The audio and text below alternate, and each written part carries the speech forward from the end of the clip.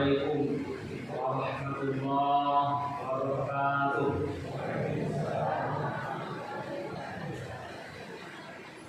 Alhamdulillahilladzi anzala al-Qur'an fi syahri Ramadan hudan lin-nasi wa bayyinatin minal huda wal furqan. Wa qalallahu 'alaina fi siyam Ramadan la'allakum tattaqun. Asyhadu an la ilaha illallah lahul haqqul mubin wa asyhadu anna sayyidana wa nabiyyana wa habibana wa syafi'ana wa uswatana Muhammadan sallallahu alaihi wasallam. Allahumma shalli wa sallim wa barik ala sayyidina Muhammad wa ala ali Muhammad. Wa qala Allah ta'ala na'udzu billahi minasy syaithanir rajim. Bismillahirrahmanirrahim. Ala bidzikrillah tatma'innul qulub. Shadaqallahul azim. Yang kita hormati Bapak Ibu pengurus masjid serta jajaran asatidz kuliah, tokoh masyarakat, tokoh adat, tokoh Bapak Ibu jemaah salat qiyamul lail, wabil khusus yang kita cintai karena Allah, pemuda pemudi masjid Baitul Wahid. Senantiasa kita bersyukur kepada Allah atas nikmat iman, kesehatan, kesempatan hingga di menjelang pertengahan kedua bulan Ramadan kita masih semangat. Semoga semangat itu dapat kita wujudkan, buktikan hingga akhir hayat. Amin ya rabbal alamin. Adapun judul nasihat pada ibadah qiyamul lail yaitu menghidupkan hati dengan kalam ilahi. Menghidupkan hati dengan kalam ilahi. Untuk mengawali judul ini Bapak Ibu, maka suatu ketika Sayyiduna Umar bin Khattab mendengar doa salah seorang laki-laki yang mana dia berdoa, Allahumma ja'alni min ibadikal qalil. Ya Allah ya Rabb, ij'alni, jadikanlah aku dari hamba-Mu al-qalil, yang sedikit. Apa itu doa Bapak Ibu? Sampai kata-kata Sayyidina Umar bin Khattab. Lantas berkata Umar kepada laki-laki itu, ma huwal aqallin, ma huwal aqallin, apa maksud dari hamba yang sedikit? Dan singkat cerita, laki-laki tadi berkata, sedikit sekali hamba Allah yang bersyukur. Qalilan ma tashkur, sedikit sekali golongan hamba Allah yang bersyukur. Dan kalau kita lihat berdasarkan nas Al-Quran yang 30 juz itu Bapak Ibu, banyak ayat yang berkaitan tentang sedikit itu berada dalam kebaikan.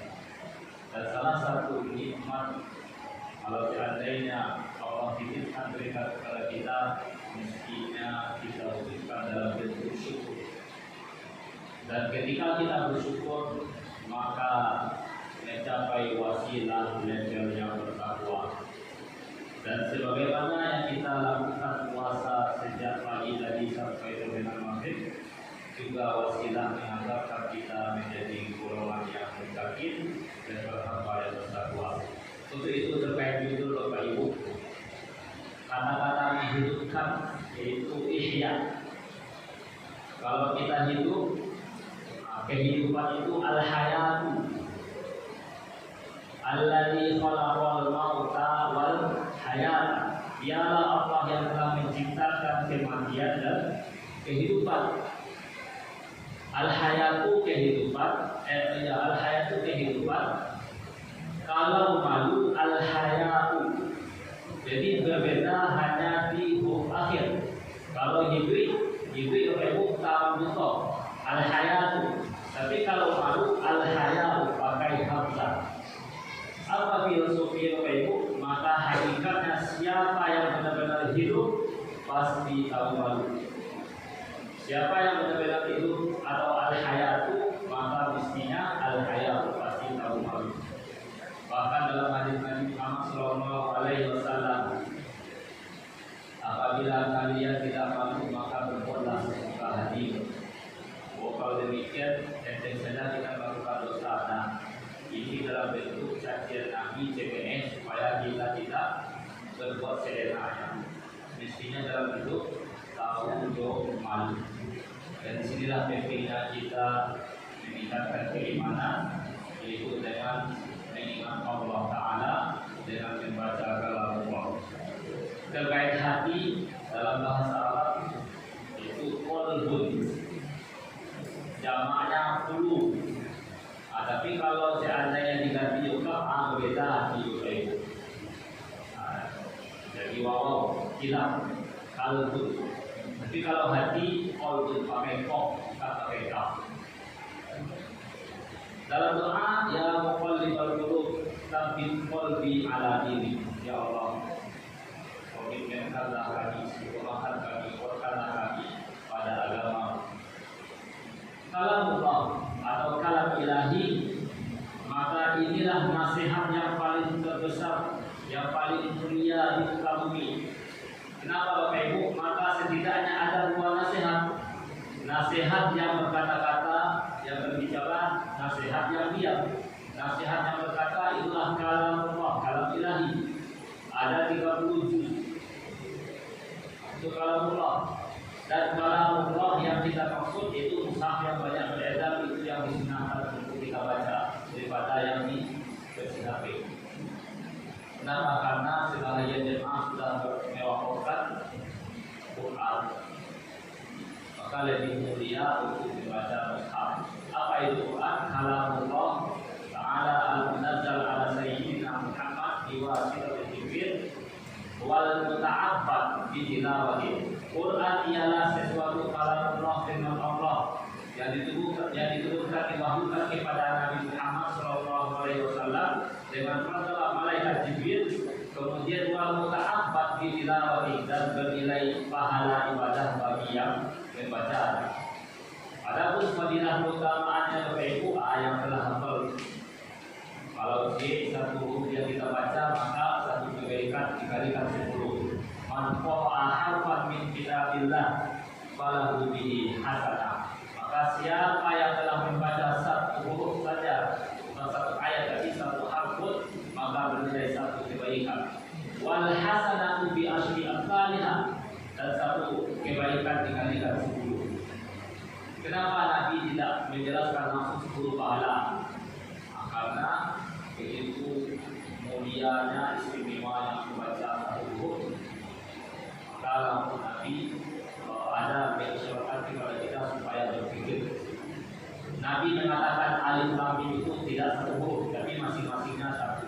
Sehingga kalau alif lam mim 3 huruf kali 1 dikalikan 10 pahala kebaikan. Itu terkait salah satu fadilah keutamaan. Dan kalau Allah ini Bapak Ibu kita lihat, inna anzalnahu fi lailatul qadar. Sesungguhnya kami turunkan Al-Quran pada malam Qadar. Sehingga waktu malam itulah waktu yang paling mulia untuk berdoa kepada Allah, memohon ampunannya, berharap keridhaannya, berharap surganya. Kalau seandainya tiket menuju surga kita beli dengan amal soleh, mungkin tak satu itu kita yang sempurna. Kenapa? Karena ibadah kita pun tidak maksimal. Toh faktanya ketika kita salat tadi, selesai salat kita pun baca istighfar. Mestinya kalau kita kaji Bapak Ibu, idealnya setelah salat tak ada dosa.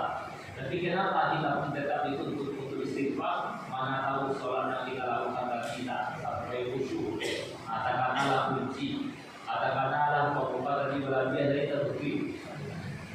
Beda dimakan maci. Maka pentingnya kita mengingat Allah kapanpun dan dimanapun. Dan kalau kita lihat tadi, maka memperbanyak baca Quran terlebih di bulan Ramadan. Bahkan Nabi yang mau kulla lailah berjumpa dengan malaikat Jibril alaihissalam sampai berulang bacaan beliau, sampai kuat hafalan, sampai belajar kepada malaikat Jibril.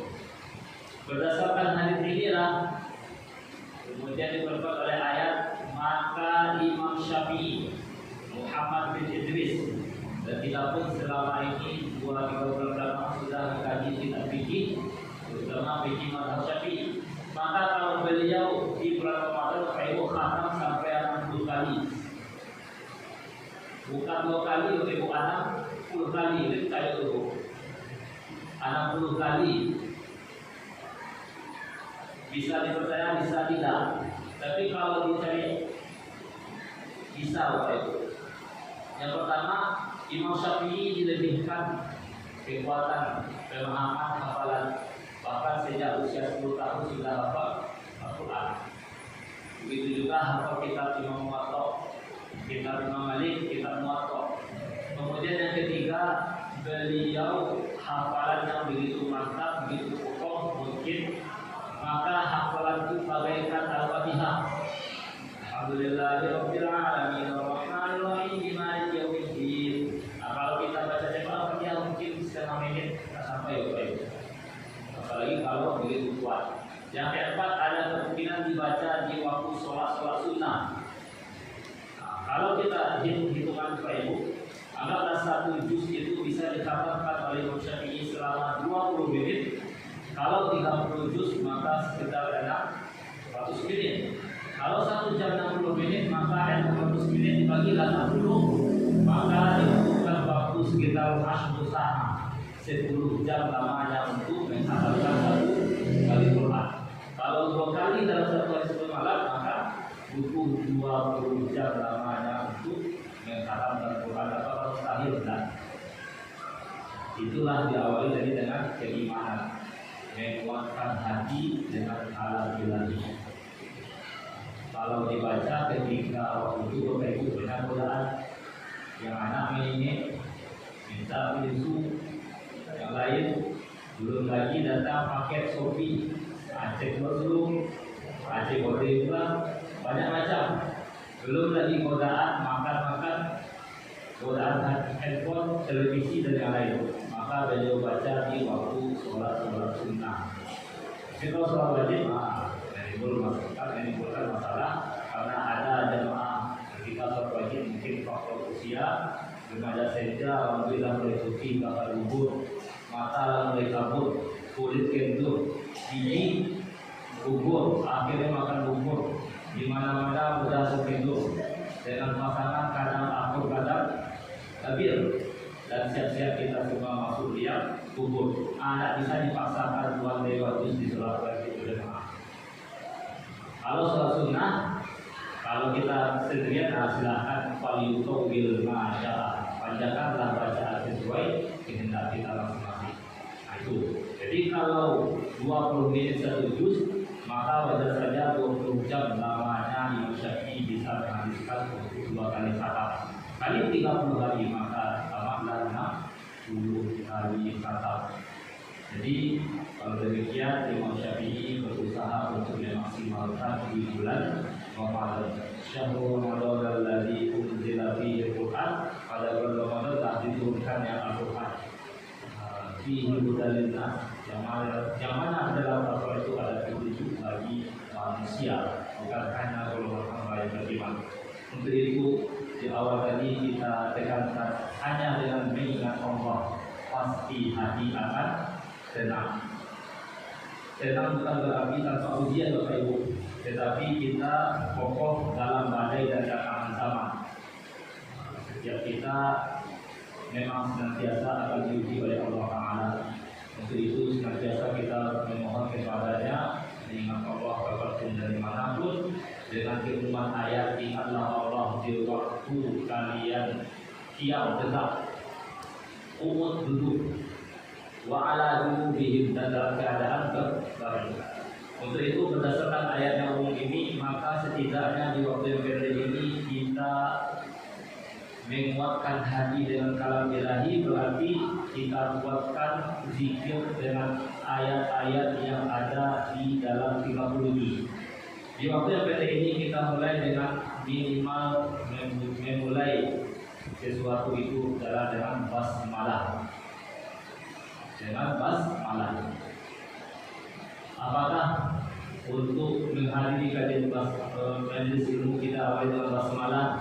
ketika kita berangkat kerja diawali dengan basmalah, ketika ibu-ibu memasak pembukuan diawali dengan basmalah. Kullu amrin fi balik, segala amalan yang tidak dimulai dengan basmalah maka seakan-akan amalan itu bisa tertolak.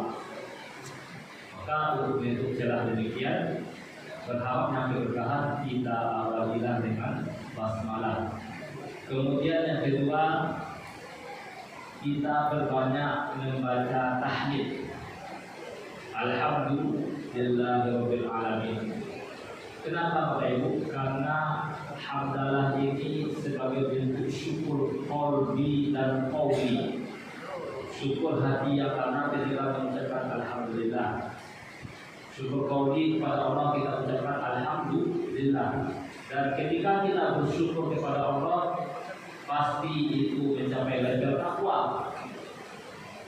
Ayul kafala yunsa, ayush kafala yunsa. Takwa itu berzikir, kemudian bersyukur tanpa umur nikmat. Itulah takwa. Juga yang kedua kita baca alhamdulillah. Makanya tadi Bapak Ibu setelah makan kita baca doa alhamdulillahilladzi at'amana wa saqana wa ja'alna minal muslimin. Kemudian ketika kita hendak tidur pun dibaca juga doa yang demikian Bapak Ibu. Cuma yang di ujungnya diganti. Apa yang dibaca? Alhamdulillahilladzi at'amana wa saqana. Kalau baca tadi doa setelah makan. Kalau doa sebelum tidur before diganti dengan wa kafana wa awana. Segala puji bagi Allah yang telah memberikan kepada kita makan nikmat, kemudian kafana segala bentuk kehidupan, wa awana dan tempat bernaung, tempat tinggal. Lagi-lagi membaca kalimat lafaz jalalah yaitu hamdalah, alhamdulillah. Atau yang kita biasakan selama ini, semoga kita dapat istiqomah. Setelah bangun tidur pun kita membaca alhamdulillahilladzi ahyana ba'dama amatana wa ilaihil nusyur. Segala puji bagi Allah yang telah menghidupkan kami setelah mematikan kami. Itu terkait amalan-amalan yang dapat kita wujudkan berdasarkan kalam Allah, firman Allah yang dibuat oleh hadis Nabi Sallallahu Alaihi Wasallam. Kemudian di saat tadi kita berdoa sebelum tidur Bapak Ibu, doa yang biasanya itu baca apa Bapak Ibu? Bismika Allahumma ahya wa bismika amut. Apakah ini salah? Tidak. Tapi kalau kita lihat dalam kitab Syama'il Muhammadiyah, maka kalau dilihat hadis Sahih Bukhari, Tirmidzi dan Ahmad yang bersambung kepada Hudzaifah, maka redaksi lafaznya ada yang terbalik. Mana yang didahulukan kata-kata amut? Maka lafaznya ketika Nabi hendak tidur, Nabi membaca doa Allahumma bismika amut wa ahya. Lagi-lagi menyebut nama Allah basmalah. Ya Allah ya Tuhanku, dengan menyebut nama amut, aku mati, aku hidup, wa ahya, dan aku akan hidup, aku akan bangun.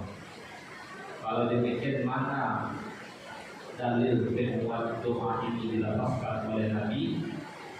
Itu tadi yang pertama, Al-Qur'an ayat yang kedua, alladzi khalaqal mauta wal hayata. Dialah Allah yang telah mematikan hamba-Nya, wal hayata, dan menghidupkan kembali. Dia berdua untuk memuji siapa yang paling baik amalnya. Kemudian ayat yang kedua dalam Quran surat Al-Baqarah ayat yang ke-28, kaifa takfuruna billahi wa kuntum amwata fa ahyaakum tsumma yumitukum tsumma yuhyikum. Bagaimana kalian ingkar kepada Allah? Padahal engkau dari yang tiada menjadi ada, menjadi hidup, kemudian Allah wafatkan kita nanti, lalu Allah akan hidupkan kita nanti di hari akhir. Itu Bapak Ibu. Maka cocoklah doa Nabi Muhammad yang mana beliau memulai dengan Allahumma bismika amut wa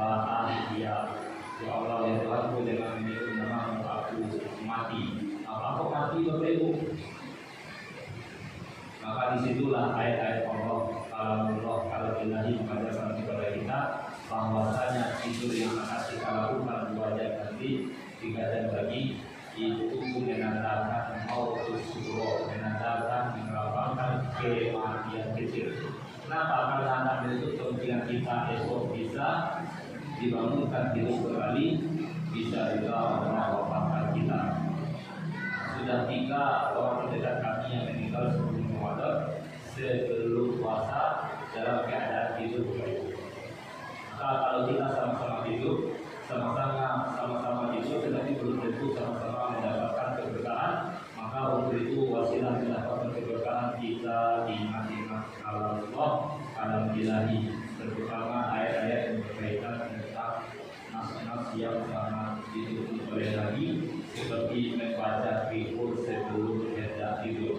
Dan itu disaksikan oleh Bunda Aisyah ketika Nabi hendak tidur, maka beliau angkatlah tangannya, beliau kumpulkanlah tangannya dan mengangkat. Disinilah bilang boleh, bahkan sunnah untuk mengangkat tangan di saat berdoa. Tidaklah hal-hal yang bid'ah atau yang salah sehingga menyebabkan masuk neraka. Kenapa? Karena itu yang disaksikan oleh Bunda Aisyah, hadis sahih. Kemudian setelah beliau angkat, kumpulkan kedua telapak tangan, qara'a fihima, beliau Nabi membaca qul huwallahu ahad. Setelah itu qul a'udzu birabbil falaq sampai wa qul a'udzu birabbin nas, Al-Ikhlas, Al-Falaq dan An-Nas. Dan setelah beliau baca, maka Nabi usapkanlah di bagian tubuh yang sudah dijangkau, waksahu di bagian kepala, wajhahu di bagian wajah, wama akbar min jasadi, dan bagian tubuh yang sudah beliau jangkau. Dan kata Bunda Aisyah berkaitan yasna'u dzalika salatah marrat, itu Nabi lakukan hampir setiap malamnya, ayat 9 qul laila yasna'u dzalika salatah marrat, dan dilakukan sampai 3 kali. Begitulah tujuannya Bapak Ibu. Kalau kita mau menghidupkan hati, maka berbanyaklah dengan membaca kalam ilahi. Kalam ilahi adalah kalam Allah dan disunahkan kita dalam keadaan bersuci. Tapi kalau menyentuh Quran wajib mestinya kita dalam keadaan suci. La yamassuhu illal mutahharun. Dan janganlah kalian sentuh Al-Quran kecuali dalam keadaan suci.